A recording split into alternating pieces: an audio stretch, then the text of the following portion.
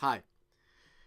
I recently tried to make a series of videos about the specific events of 9/11 and how 9/11 could not have been, was not an inside job.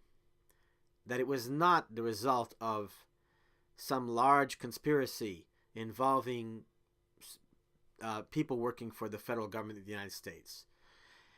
And that in fact 9/11 was indeed the result of actual terrorists who attacked us, who murdered our fellow human beings, and also to some extent the callousness, the carelessness, the negligence of the administration at the time. Not the federal government, but the administration itself. And that attempt to explain things was not very successful. It made some important points, and some people agreed with them, but most people simply nitpicked on stuff because they're convinced that they have enough evidence.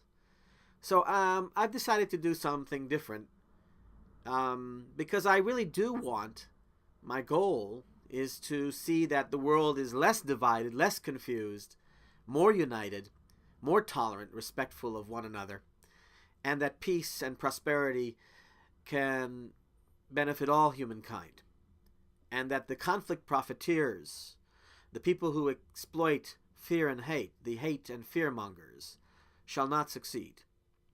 So this video, which I am titling basically, Who is Minding the Store? Who is really setting us up against one another? That's the title. Is an effort to basically enlighten people about how the world really is based on my research. What I'm about to say is based on years of critical observations, research, thinking, analysis, and cautious rechecking or double, nay, triple checking of supposed actual facts and conclusions. My purpose has always been, not just as the philosopher that I am, but as someone dedicated to the proposition that human civilization can easily collapse if not properly managed and protected. My purpose has always been to find out how and why there is so much senseless human conflict in our world today, and who are or might most likely be the real masterminds behind such conflicts. Any number of conflicts, by the way. And last but not least, to offer realistic solutions to help reverse this horrific trend towards ever-increasing chaos, disorder, violent attempts at anarchy, and what would eventually, all of that, result in total civilization collapse. Because all that confusion and division out in the world today, and all the paranoia that's increasing, is pushing humanity to the verge of a cliff from which there is no hope.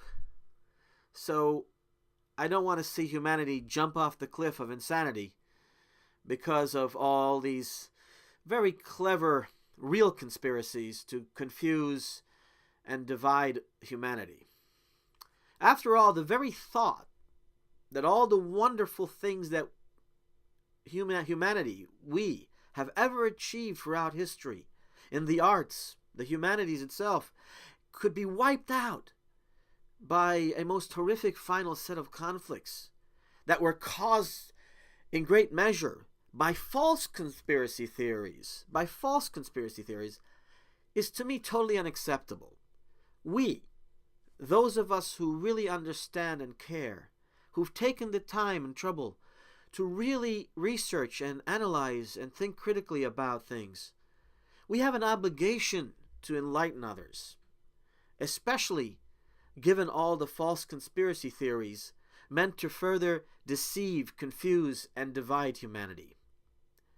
As I've stated many times before, the vast majority of the conspiracy theories on YouTube and elsewhere on the internet are either deliberately planted false conspiracy theories or regurgitations of such false conspiracy theories by people who do not really think critically and logically enough about them, and how they are designed to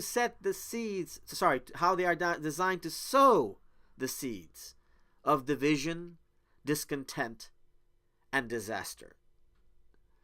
After all these years, I have reached a point where I can say in full confidence that real Nazis, remnant Nazis as I call them, and their living brainwashed offspring, their children, grandchildren, their relatives, people who went off to South America around the time just before the end of World War II and right after World War II. They went to Paraguay, to various countries in South America, especially Argentina.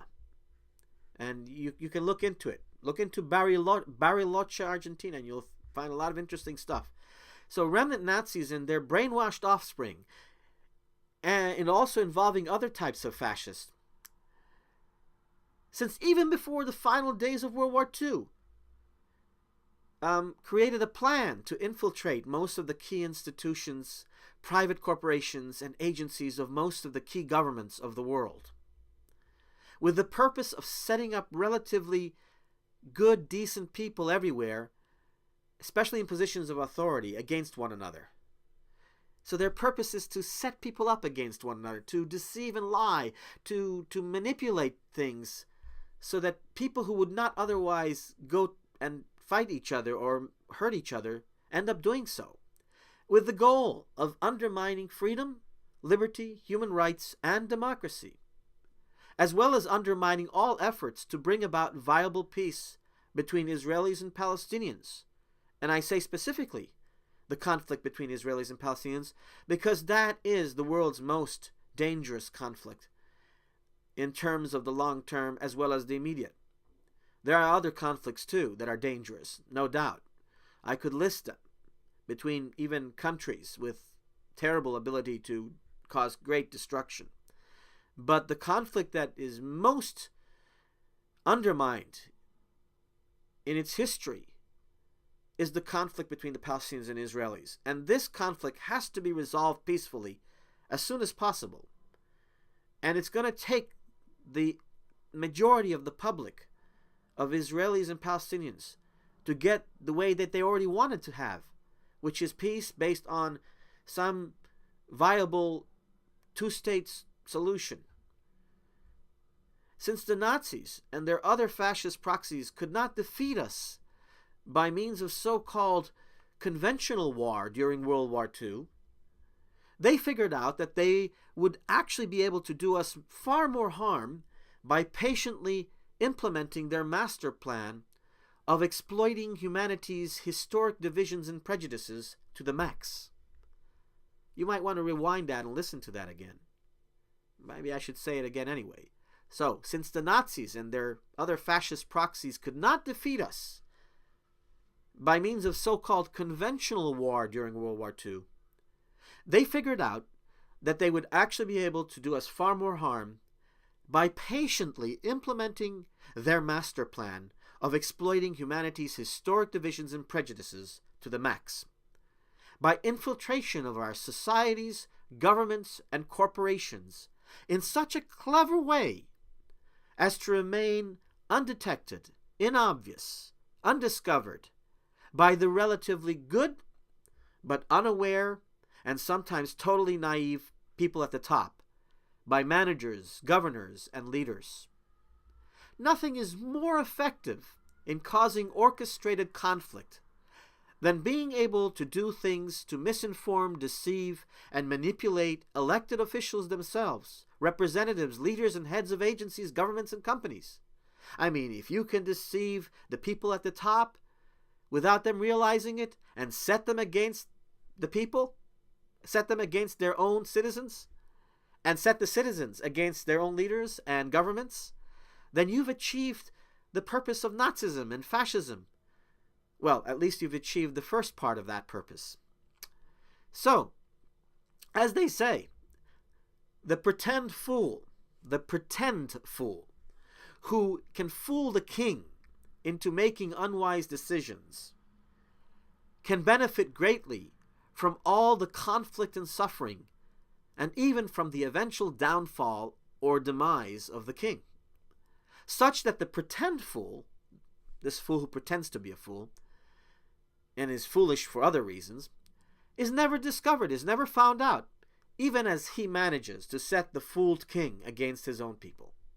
The same basic method applies today to most political leaders, top activists, managers, and owners of companies. That's why we often find it weird that these people seem to be totally unaware of what's going on right beneath their feet, even involving conspiracies that are not as a result directly of these remnant Nazis or their proxies. In other words, there are also, just as this grand conspiracy is going on, there are other conspiracies going on all over the place within companies, within governments, that are not related to that, or not directly related to it, being done for other purposes that are smaller conspiracies, and those are just discovered, by the way, usually. And sometimes the infiltrators use coercion. They gain information about these leaders, political representatives, so as to blackmail them, to force them to do their agenda, either directly or indirectly. But that is not most of the time. These actual remnant Nazi type or remnant Nazi proxies do not operate on the basis of coercion most of the time. They don't need to. They simply know how to confuse, divide, and set people against one another. The most successful conflict profiteers of the world are the ones that know how to keep the people confused, divided, and exploited, and who also know how to cleverly frame and destroy any person who might get in the way of their malicious plans.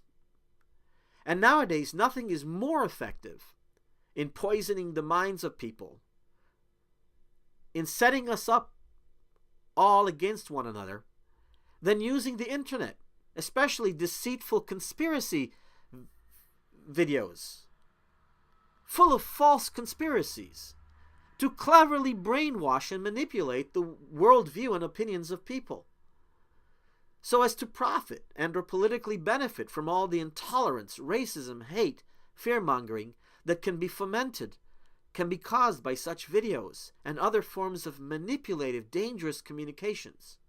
Don't get me wrong, I'm not for censorship, but I also think that there are not enough of these kind of alternative viewpoints that I represent myself. There are not enough videos out there and opinions out there that are saying, ho, wait a second. Maybe some of these conspiracies are not true. Maybe they're false. Maybe most of them are false. And maybe they're deliberately planted in our minds by these dangerous people. Or maybe regurgitated by fools who don't realize they've been deceived themselves. And so they rehash these videos, they remake them. Maybe that's all because there is an actual grand conspiracy to destroy us by using false conspiracies. I mean, that's the basis of historic forgeries, historic lies about all kinds of people that have been concocted throughout history. False conspiracy theories. I'm not saying there are no true conspiracies. I'll get to that in a moment. So much division and hate exists because people are convinced that what they have learned is finally the actual truth of things. And that is so dangerous. And now, as evidence of what I have stated so far, I'm going to do a series of videos where I actually examine the views, opinions, and actions of key personalities in the conspiracy theory world, as well as key policymakers, political leaders, and elite persons who speak in videos that I can find on YouTube. And I'm going to respond to what they say, most of whom have been and continue to be deceived. Most of these policymakers, leaders, and elite persons are people who have been and continue to be deceived by infiltrators, by people who have malicious purpose and who have managed to reach very high positions of influence within governments, agencies, corporations, institutions, and societies, activist movements. To do this, I will present segments of videos, pause stopping them, to give my comments as need arises. And I will do my best to also offer my own advice on how we can counter all this hate and fear-mongering. Mind you, and I mean it, mind you, keep in mind that there really are real conspiracies, not just ones that existed in past history that we found out about and no longer exist, or conspiracies that continue to exist. But there are real conspiracies going on in the world today. But as I've said, most of the real conspiracies are not the ones you will learn about on YouTube or anywhere else on the internet. Most of the conspiracies that are real are not on YouTube and on the internet. At least most of the ones that are most heavily promoted are not there. Most of the conspiracies that are on YouTube and elsewhere on the internet are false ones, deliberately designed to confuse and divide humanity against one another. And now I will begin to show examples of what I mean. So, see you in the next video in this series.